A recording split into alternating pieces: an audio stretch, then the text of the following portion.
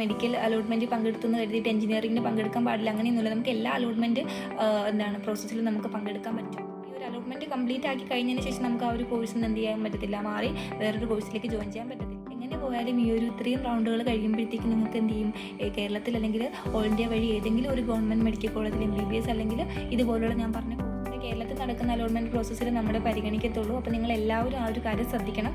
ഏകദേശം ഒരാഴ്ചയ്ക്കുള്ളിൽ ആ ഒരു വെബ്സൈറ്റ് ഓപ്പൺ ആയിരിക്കും. അതാണ് നിലവിൽ പറയുന്ന ഒരു കട്ട് ഓഫ് എന്ന് പറയുന്നത്. അതിന് മുകളിലോട്ടുള്ളവരെല്ലാവരും സേഫാണ്, ഗവൺമെൻറ് MBBS അഡ്മിഷൻ കിട്ടും. ഹലോ ഫ്രണ്ട്സ്, അപ്പോൾ എല്ലാവർക്കും എൻ്റെ ഒരു പുതിയ വീട്ടിലേക്ക് സ്വാഗതം. ഞാൻ ശരണ്യ, ആലപ്പുഴ മെഡിക്കൽ കോളേജിലെ MBBS സ്റ്റുഡൻ്റ് ആണ്. അപ്പോൾ നമ്മുടെ NEET 2025 റിസൾട്ട് പബ്ലിഷ് ചെയ്തിട്ടുണ്ടായിരുന്നു. NEET.NDA.NIC.in എന്ന് പറഞ്ഞ വെബ്സൈറ്റിൽ നിങ്ങൾക്ക് നിങ്ങളുടെ സ്കോർ കാർഡ് ഡൗൺലോഡ് ചെയ്യാൻ പറ്റും.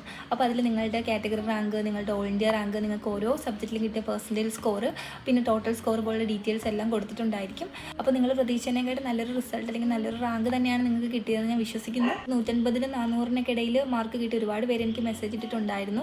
അപ്പോൾ ഇനി എന്ത് എന്നുള്ളത് എല്ലാവർക്കും അറിയേണ്ട ഒരു കാര്യമാണ്. അപ്പോൾ മാത്രമല്ല, ഇനിയുള്ളൊരു 3 മാസ കാലയളവ് എന്ന് പറയുന്നത് നമ്മൾ ഏറ്റവും കൂടുതൽ ശ്രദ്ധിക്കേണ്ട ഒരു സമയമാണ്. കാരണം നമ്മുടെ അലോട്ട്മെൻറ്റും കാര്യങ്ങളും ഒക്കെ നടക്കാൻ പോകുന്നത് ഇനി വരാൻ പോകുന്ന ഒരു ജൂൺ, ജൂലൈ, ഓഗസ്റ്റ് മാസങ്ങളിലാണ്. അതിനുശേഷം ഒരു സെപ്റ്റംബറോട് കൂടി നമ്മുടെ ക്ലാസ്സസ് ഒക്കെ സ്റ്റാർട്ട് ചെയ്യും. അപ്പോൾ ഇനി വരാൻ പോകുന്ന അലോട്ട്മെൻറ്റ് നടപടികളിൽ നമ്മൾ ശ്രദ്ധിച്ചിരിക്കേണ്ട, നമ്മൾ അറിഞ്ഞിരിക്കേണ്ട കുറച്ച് കാര്യങ്ങളുണ്ട്. അതൊക്കെ നിങ്ങൾക്ക് പറഞ്ഞു തരുന്നതിന് വേണ്ടിയിട്ടാണ് ഇന്നത്തെ വീഡിയോ ചെയ്യുന്നത്. അപ്പോൾ നിങ്ങൾ വീഡിയോ മുഴുവനായിട്ട് കാണാൻ ശ്രമിക്കുക. നിങ്ങൾക്ക് എന്തായാലും യൂസ്ഫുൾ ആയിരിക്കും. അപ്പോൾ നമുക്ക് വീഡിയോയിലേക്ക് കിടക്കാം.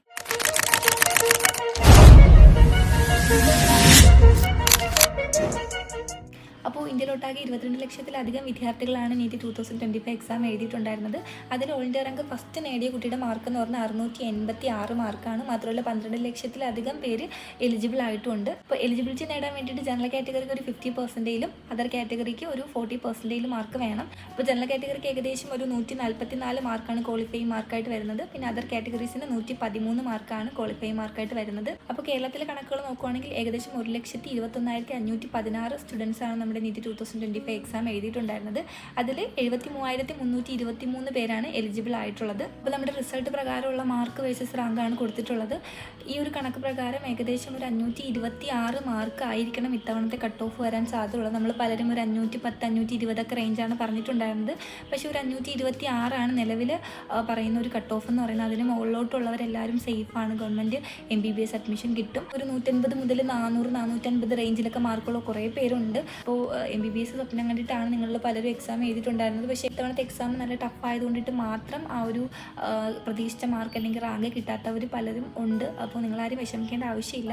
കാരണം നമുക്ക് ഈ ഒരു NEET എക്സാം എന്ന് പറയുന്നത് ഒരിക്കലും MBBS അല്ലെങ്കിൽ BDS മാത്രമുള്ളൊരു എക്സാം അല്ല. MBBS പോലെ തന്നെ അത്രയും വാല്യുബിൾ ആയിട്ടുള്ള ഒരുപാട് നല്ല നല്ല കോഴ്സുകൾ ഇതിനിടയിൽ വരുന്നുണ്ട്. അപ്പോൾ എനിക്ക് MBBS കിട്ടിയില്ലല്ലോ, എൻ്റെ ജീവിതം അവസാനിച്ചു എന്നൊന്നും നിങ്ങൾ ചിന്തിക്കേണ്ട ആവശ്യമില്ല. നിങ്ങൾക്ക് നല്ല നല്ല ഒരുപാട് ഓപ്പർച്യൂണിറ്റീസും കാര്യങ്ങളും ഇതിനിടയിൽ വരുന്നുണ്ട്. ഇപ്പോൾ MBBS അല്ലെങ്കിൽ നമുക്ക് BDS ജോയിൻ ചെയ്യാം. അതുപോലെ തന്നെ BAMS, ayurvedic, homeopathy, Unani, Siddha, neuropathy, veterinary, അങ്ങനെയുള്ള ഒരുപാട് കോഴ്സസ് എന്ത് ചെയ്യുന്നുണ്ട്, ഇതിന് കീഴിൽ വരുന്നുണ്ട്. അപ്പോൾ നമുക്ക് MBBS കിട്ടില്ല എന്ന് പറഞ്ഞാൽ നിങ്ങൾ വിഷമിക്കേണ്ട ആവശ്യമില്ല. നിങ്ങൾക്ക് ഇതുപോലുള്ള ഒരുപാട് കോഴ്സസ് ഉണ്ട്. നിങ്ങൾക്ക് ഇതിൽ ഏതാണ് ഇഷ്ടം അത് നിങ്ങൾക്ക് എന്ത് ചെയ്യാം, സെലക്ട് ചെയ്യാൻ പറ്റും. അതുപോലെ പാരാമെഡിക്കൽ കോഴ്സസ് വരുന്നുണ്ട്. Bachelor of physiotherapy, bachelor of occupational therapy, BSc nursing, പിന്നെ medical lab technology, radiology, cardiovascular technology, അതുപോലെ തന്നെ ഓപ്പറേഷൻ തിയേറ്റർ ടെക്നോളജി, പിന്നെ അനസ്തേഷ്യ ടെക്നോളജി, അങ്ങനെ ഒരുപാട് കോഴ്സസ് എന്ത് ചെയ്യും നമ്മുടെ മുന്നിലുണ്ട്.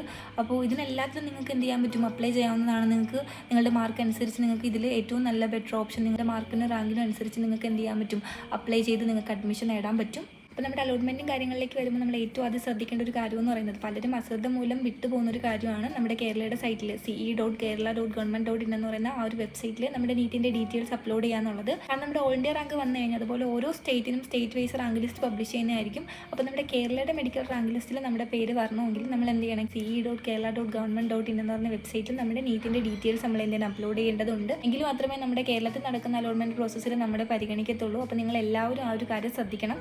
ഏകദേശം ഒരാഴ്ചയ്ക്കുള്ളിൽ ആ ഒരു വെബ്സൈറ്റ് ഓപ്പൺ ആയിരിക്കും. അതിനുശേഷം 2 ആഴ്ചക്കുള്ളിൽ തന്നെ കേരള റാങ്കും അവർ പബ്ലിഷ് ചെയ്യുന്നതായിരിക്കും. അപ്പോൾ കേരള അലോട്ട്മെൻറ്റ് പ്രകാരം നമുക്ക് എഞ്ചിനീയറിംഗ്, BPharm, മെഡിക്കൽ, ആർക്കിടെക്ചർ പോലുള്ള ഒരുപാട് കോഴ്സസിന് എന്ത് ചെയ്യും, നമുക്ക് അലോട്ട്മെൻറ്റ് വിളിക്കുന്നതായിരിക്കും. അപ്പോൾ നമ്മൾ അതിനനുസരിച്ച് എന്ത് ചെയ്യുക, ഓരോന്നും നമ്മൾ അപ്ലൈ ചെയ്യുക. നമുക്ക് എല്ലാ അലോട്ട്മെൻറ്റ് പ്രോസസ്സിലും പങ്കെടുക്കാം. ഇപ്പം മെഡിക്കൽ അലോട്ട്മെൻറ്റ് പങ്കെടുത്തെന്ന് കരുതിയിട്ട് എഞ്ചിനീയറിംഗിന് പങ്കെടുക്കാൻ പാടില്ല, അങ്ങനെയൊന്നുമില്ല. നമുക്ക് എല്ലാ അലോട്ട്മെൻറ്റ് പ്രോസസ്സിലും നമുക്ക് പങ്കെടുക്കാൻ പറ്റും. MBBS, BDS കോഴ്സിനെ സംബന്ധിച്ച് അലോട്ട്മെൻറ്റ് പ്രോസസ്സൊക്കെ കഴിഞ്ഞതിന് ശേഷം നമുക്ക് എന്ത് ചെയ്യാൻ പറ്റത്തില്ല, ആ ഒരു കോഴ്സിന് വേറൊരു കോഴ്സിലേക്ക് പോകാൻ പറ്റത്തില്ല. കാരണം ബോണ്ട് എന്ന് പറയുന്ന ഒരു കാര്യം ഇവിടെ വരുന്നുണ്ട്. പക്ഷേ ബാക്കിയുള്ള കോഴ്സിനൊന്നും ഈ ഒരു ബോണ്ട് ബാധകമല്ല. നമുക്ക് എന്ത് ചെയ്യാൻ പറ്റും, വേറൊരു കോഴ്സിലേക്ക് പോകാൻ പറ്റും. പക്ഷേ MBBS PDS കോഴ്സിന് എന്തുണ്ട്, ബോണ്ട് വരുന്നുണ്ട്. കാരണം ഒരു അലോട്ട്മെൻറ്റ് കംപ്ലീറ്റ് ആക്കി കഴിഞ്ഞതിന് ശേഷം നമുക്ക് ആ ഒരു കോഴ്സിന് എന്ത് ചെയ്യാൻ പറ്റത്തില്ല, മാറി വേറൊരു കോഴ്സിലേക്ക് ജോയിൻ ചെയ്യാൻ പറ്റത്തില്ല. പ്രധാനമായിട്ട് 2 വെബ്സൈറ്റ് വഴിയായിരിക്കും നമുക്ക് അലോട്ട്മെൻറ്റും കാര്യങ്ങളും നടക്കുന്നത്. ഒന്ന് MCC.NIC.in എന്ന് പറയുന്ന വെബ്സൈറ്റ്, അതുവഴിയായിരിക്കും നമുക്ക് ഓൾ ഇന്ത്യ കോട്ട അലോട്ട്മെൻറ്റുകൾ നടക്കുന്നത്. അതിൽ നമുക്ക് UG കൗൺസിലിൻ്റെ കീഴിൽ MBBS PDS BS നഴ്സിംഗ് പോലുള്ള കോഴ്സുകൾക്ക് നമുക്ക് എന്ത് ചെയ്യാൻ പറ്റും, അപ്ലൈ ചെയ്യാൻ പറ്റും. മാത്രമല്ല നമുക്ക് അതിലൂടെ ആ ഒരു ഓൾ ഇന്ത്യ കോട്ട അലോട്ട്മെൻറ്റിലൂടെ നമുക്ക് കേരളത്തിലും എന്ത് ചെയ്യാൻ പറ്റും, സീറ്റ് നേടിയെടുക്കാൻ പറ്റും. കാരണം എല്ലാ സ്റ്റേറ്റിൻ്റെ 15% എന്ത് ചെയ്യുന്നുണ്ട്, ഓൾ ഇന്ത്യ കോട്ട അലോട്ട്മെൻറ്റിൽ പരിഗണിക്കുന്നുണ്ട്. അപ്പോൾ നമുക്ക് ഓൾ ഇന്ത്യ കോട്ട വഴി എന്ത് ചെയ്യാൻ പറ്റും, കേരളത്തിലും എന്ത് ചെയ്യും, അഡ്മിഷൻ നേടിയെടുക്കാൻ പറ്റും. പിന്നെ കേരളയുടെ വെബ്സൈറ്റ് ce.kerala.government.in എന്ന് പറയുന്ന വെബ്സൈറ്റ് വഴി കേരള അലോട്ട്മെൻറ്റുകൾ നടത്തുന്നതായിരിക്കും. അവിടെ നമുക്ക് എഞ്ചിനീയറിംഗ്, മെഡിക്കൽ അലൈഡ് കോഴ്സുകളിലേക്കുള്ള അലോട്ട്മെൻറ്റുകൾ നടക്കും. ഒരേ വെബ്സൈറ്റിൽ തന്നെയാണ് ഈ ഒരു അലോട്ട്മെൻറ്റ് പ്രോസസ്സുകളൊക്കെ നടക്കുന്നത്. പക്ഷേ പല സമയങ്ങളിലായിരിക്കും. ഇപ്പോൾ എഞ്ചിനീയറിംഗ് ആയാലും BPharm ആയിരിക്കും മെഡിക്കൽ അലൈഡ് കോഴ്സുകളുടെയൊക്കെ അലോട്ട്മെൻറ്റ് പല സമയങ്ങളിലായിരിക്കും നടക്കുന്നത്. പക്ഷേ ഈ ഒരു വെബ്സൈറ്റിൽ, ഒരേ വെബ്സൈറ്റിൽ തന്നെ ആയിരിക്കും അലോട്ട്മെൻറ്റ് കാര്യങ്ങളൊക്കെ നടക്കുന്നത്. അപ്പോൾ അലോട്ട്മെൻറ്റിൽ റൗണ്ട് 1 എന്ന് പറയുന്ന ഓൾ ഇന്ത്യ കൗൺസിലിംഗ് ആയിരിക്കും. അതിൽ MBBS PDS കോഴ്സുകളായിരിക്കും പരിഗണിക്കുന്നത്. അതിനുശേഷം നമ്മുടെ കേരളത്തിൽ റൗണ്ട് 1 അലോട്ട്മെൻറ്റ് വരും. അതിൽ നമ്മുടെ medical allied courses like veterinary, agriculture, Ayurveda, homeo, Siddha, Unani, fisheries, forestry, biotechnology പോലുള്ള കോഴ്സുകൾ പരിഗണിച്ചുകൊണ്ടിട്ടായിരിക്കും നമ്മുടെ കേരളത്തിലെ റൗണ്ട് 1 അലോട്ട്മെൻറ്റ് വരുന്നത്. അതിനുശേഷം all India quota round 2 allotment വരും. ഈ ഒരു റൗണ്ടിൽ MBBS BDS അതുപോലെ തന്നെ AIIMS, JIPMER, ESI, IC deemed medical കോളേജസിലൊക്കെയുള്ള അഡ്മിഷൻ ആയിരിക്കും നടക്കുന്നത്.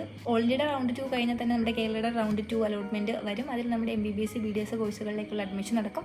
അത് കഴിഞ്ഞിട്ട് മെഡിക്കൽ അലൈഡ് കോഴ്സുകളിലേക്കുള്ള കേരളത്തിലെ admission, Kerala round 2 medical allied കോഴ്സുകളിലേക്കുള്ള അഡ്മിഷൻ, അതിൽ veterinary, agriculture, Ayurveda, homeo, Siddha, Unani, fisheries, അതിൻ്റെ റൗണ്ട് 1 ഓൾറെഡി കഴിഞ്ഞു. അതിൻ്റെ റൗണ്ട് 2 പിന്നീട് വരുന്നതായിരിക്കും. അപ്പോൾ അത് കഴിഞ്ഞിട്ട് ഓൾ ഇന്ത്യയിൽ മൊപ്പപ്പ് റൗണ്ട് വരുന്നുണ്ട്, കേരളത്തിലെ മൊപ്പപ്പ് റൗണ്ട് വരുന്നുണ്ട്, ഓൾ ഇന്ത്യയുടെ സ്റ്റേ വേക്കൻസി വരുന്നുണ്ട്, പിന്നെ നമ്മുടെ കേരളത്തിലെ സ്പോട്ട് അലോട്ട്മെൻറ്റ് വരുന്നുണ്ട്. പിന്നെ അറ്റ് ദ എൻഡ് നമുക്ക് റൗണ്ട് 3 അലോട്ട്മെൻറ്റ്, കേരളയുടെ റൗണ്ട് 3 അലോട്ട്മെൻറ്റ് വരുന്നുണ്ട്.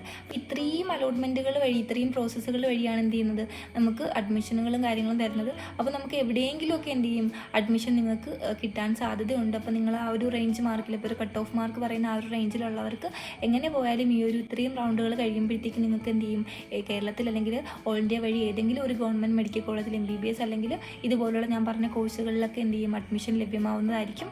പിന്നെ നിങ്ങൾ അറിഞ്ഞിരിക്കേണ്ട ഒരു കാര്യം, നിങ്ങൾക്കിപ്പോൾ തമിഴ്നാട്ടിലെ management seat, MBBS BDS management സീറ്റുകൾ വേണമെന്ന് ആഗ്രഹം ഉണ്ടെങ്കിൽ തമിഴ്നാട്ടിലെ TN Medical Selection.net എന്ന് പറയുന്ന ഒരു വെബ്സൈറ്റ് ഉണ്ട്. അതിൽ നിങ്ങൾ അപ്ലൈ ചെയ്യേണ്ടതുണ്ട്. അപ്പോൾ ആ ഒരു ആപ്ലിക്കേഷനൊക്കെ പ്രോസസ്സ് സ്റ്റാർട്ട് ചെയ്ത് കഴിഞ്ഞു. നീറ്റ് റിസൾട്ടിന് ശേഷം ഒരു 5 ദിവസം വരെയൊക്കെ വെബ്സൈറ്റ് ഓപ്പൺ ആയിരിക്കും. നിങ്ങൾ എന്ത് ചെയ്യുക, അതിൽ അപ്ലൈ ചെയ്യുക. ഇപ്പോൾ CBSE IC സിലബസ് പഠിച്ചവർക്ക് ഈ ഒരു എലിജിബിലിറ്റി സർട്ടിഫിക്കറ്റിൻ്റെ ആവശ്യം വരുന്നില്ല. പക്ഷേ കേരളത്തിലെ സ്റ്റേറ്റ് സിലബസ് പഠിച്ചവർക്ക് ഈ ഒരു എലിജിബിലിറ്റി സർട്ടിഫിക്കറ്റ് അവിടെ അഡ്മിഷൻ നേടുന്നതിന് ആവശ്യമായിട്ടുണ്ട്. അപ്പോൾ നിങ്ങൾ ഈ ഒരു എലിജിബിലിറ്റി സർട്ടിഫിക്കറ്റൊക്കെ എന്ത് ചെയ്യുക, റെഡിയാക്കി വെക്കുക. നിങ്ങൾ എല്ലാ അലോട്ട്മെൻറ്റ് പ്രോസസ്സിൽ എന്ത് ചെയ്യുക, പാർട്ടിസിപ്പേറ്റ് ചെയ്യുക. എല്ലാത്തിലും നിങ്ങൾ കുറച്ച് കോളേജസ് മാത്രം വെക്കാതെ നിങ്ങളുടെ പ്രയോറിറ്റി ലിസ്റ്റ് അനുസരിച്ച് എന്ത് ചെയ്യുക, മാക്സിമം കോളേജസ് എന്ത് ചെയ്യുക, ആഡ് ചെയ്ത് കൊടുക്കുക. പിന്നെ ഞാൻ പറഞ്ഞ പോലെ ഈ ഒരു കേരളയുടെ സൈറ്റിൽ നിങ്ങളുടെ ഡീറ്റെയിൽസ് ഒക്കെ അപ്ലോഡ് ചെയ്യാൻ മറക്കാതിരിക്കുക. നിങ്ങളുടെ ഫ്രണ്ട്സിൻ്റെ അടുത്തും നിങ്ങളുടെ പരിചയത്തിലുള്ളവരുടെ അടുത്ത് എല്ലായിടത്തും ഈ ഒരു കാര്യം പറയുക. അപ്പോൾ നമ്മുടെ അലോട്ട്മെൻറ്റിൽ വെക്കേണ്ട കോളേജ് പ്രയോറിറ്റി ലിസ്റ്റ്, അല്ലെങ്കിൽ നമ്മൾ എന്തൊക്കെ കാര്യങ്ങളാണ് ഇനിയും അഡ്മിഷൻ സമയത്ത് ശ്രദ്ധിക്കേണ്ടത്, എന്തൊക്കെ ഡോക്യുമെൻറ്റ്സ് ആണ് കൊണ്ടുപോകേണ്ടതിനെ കുറിച്ചിട്ടൊക്കെ ഉള്ള ഡീറ്റെയിൽ ആയിട്ടുള്ള വീഡിയോ ഉടനെ തന്നെ ചാനലിൽ അപ്ലോഡ് ചെയ്യുന്നതായിരിക്കും. അപ്പോൾ നീറ്റ് റിലേറ്റഡ് കൂടുതൽ അപ്ഡേറ്റ്സിന് വേണ്ടിയിട്ട് ഈ ഒരു ചാനൽ സബ്സ്ക്രൈബ് ചെയ്യാൻ, നിങ്ങളുടെ കൂട്ടുകാർക്കെല്ലാം വീഡിയോ ഷെയർ ചെയ്ത് കൊടുക്കുക.